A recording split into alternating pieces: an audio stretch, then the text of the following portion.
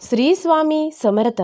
येणाऱ्या 12 तारीखला दर्श आषाढी अमावास्या आहे आणि या अमावास्येनिमित्त आपल्या घरातील पितरांसाठी आपल्याला एक दिवा अर्पण करायचा आहे. या दिव्यासाठी एका वातीचा दिवा तयार करायचा आहे. ह्या एका वातीच्या दिव्यामध्ये मोहरीचं अथवा तिळाचं तेल वापरायचं आहे.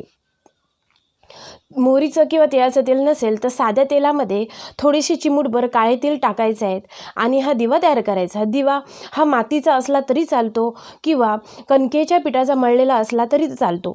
आणि हा दिवा डायरेक्ट जमिनीवर न लावता त्याखाली एखादा पुठ्ठा, कागद किंवा पान घ्यायचे आहे आणि त्यावर थोडेसे तांदूळ ठेवायचे आणि ह्या तांदळावरती हा दिवा लावायचा आहे.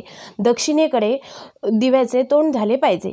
पण हा दिवा नेमका आपल्या घरामध्ये कोणत्या दिशेला लावायचा आहे आणि कोठे लावायचा आहे याविषयी संपूर्ण माहिती मिळवण्यासाठी खाली दिलेल्या त्रिकोण आयकॉनवर क्लिक करा अथवा आपल्या चॅनेलला भेट द्या. श्री स्वामी समर्थ.